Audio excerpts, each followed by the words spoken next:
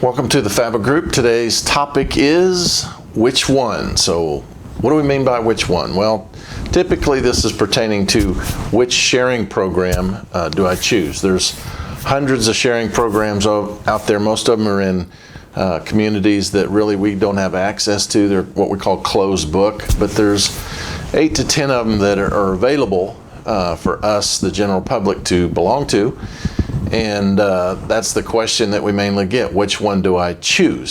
So what we've done is put together some things to kind of look at before you make a decision of what sharing program, because typically what we like to do is put a questionnaire out there to find out what are some of your preferences that you're looking for, and try and match that up with a sharing program that kind of fits your station in life, if you will. So we know that the station in life changes over time, so maybe your plan will change over time, but that's how we kind of guide you through choosing the sharing program for a best fit.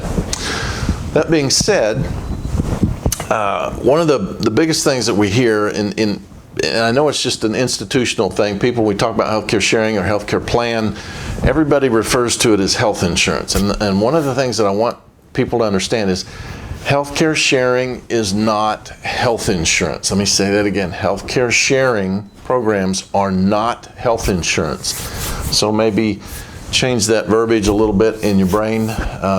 Just healthcare sharing is not health insurance. So now that we've got that, what are some other things to consider when choosing a plan? Is it an individual plan or a group plan? On the cost typically that you're going to see on the plans or an individual is going to be between $100 to $500 a month. And all of these things that we're going to talk about kind of go into why the plans are a little bit different in cost. Most of it is just based on how low the out-of-pocket expenditure that you want and how much benefit.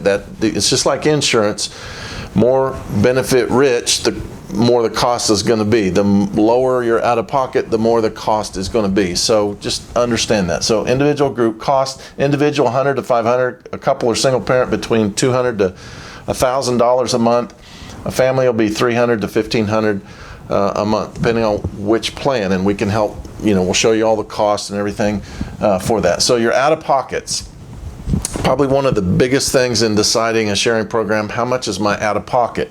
Some other things to consider are, is the out-of-pocket based on units? When we say units, a husband is a unit, the wife is a unit, the child or children is considered a unit.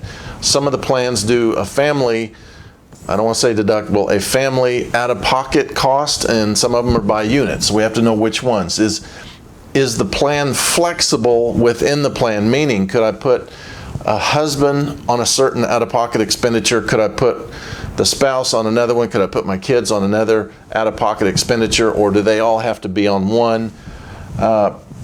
Is it, well, we'll get to that. Personal event, or is it the out-of-pocket, is it per event? Is it per year? Or is it per event per year? They're all a little bit different. These are just all the nuances to the sharing programs. We're just going to, throw them out, and you have to figure out. We care not what plan you choose. We're just throwing some things out to consider when choosing a sharing program. Do they do age banding, and which ones do? Are they faith-based or non-faith-based, and which ones do or don't do that?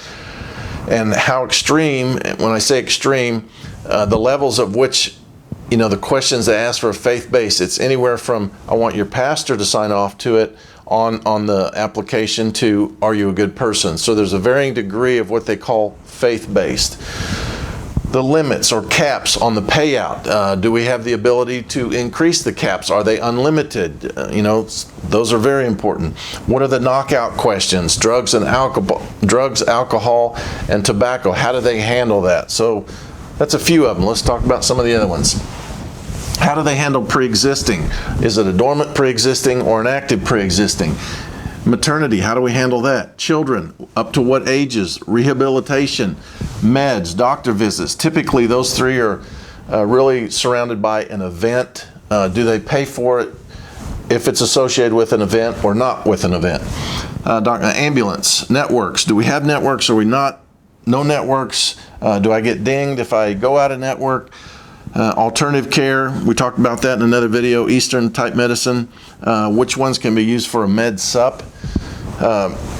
Those are some things to think about. So when we started looking at this years ago, we just didn't come across this one day and next week we have all the information, and we're still learning. But some of the things that we looked at because we got on a plan and we ended up moving to another plan after we figured out some things, and we tried to evaluate all the plans, mainly the big ones, to try and figure out why this would be a good plan or why it would not be a good plan for what our station in life was. So we looked at some things. We looked at stability, the size of it, the track record, the references, the experiences. In the beginning, we didn't have any experiences to go by. We would listen to what other people said, but sometimes they say they really like their plan, but they've never used their plan. Right? So there's a difference between I have experience of using my plan and I'm on the plan, but I've never used it. People always like the plan that they're on for whatever reason. We don't want to tell the world that maybe we made a bad decision, so we always love the one that we're on, right? Experience, research, and the relationship. Some of the sharing programs, we actually have relationships with some of the people, the higher ups that manage or run the organization. So that's been a huge benefit in some of our group stuff. So anyway, the $1 million question is, which one? I don't know. We don't care. We don't get compensated by the sharing programs. We help guide you, and it's based on what are your preferences, and we'll try and match that up with a sharing program. It saves you the headache. I don't want to say maybe headache. It saves you time in going out and reading all the guidelines, and even in the guidelines, the full story is not told. Okay, just take that for what it's worth. Even in the guidelines, the story is not really fully told. You look at some of the newsletters, and they make it sound like the sharing programs are the greatest thing in the world, and they are wonderful, but they're not perfect. But neither is insurance. So just understand there is no perfect plan. Just remember, station in life, that's really kind of what determines what plan you get on. And like I said before, if you need help, reach out to us and we'll help you. We'll see you on the next video.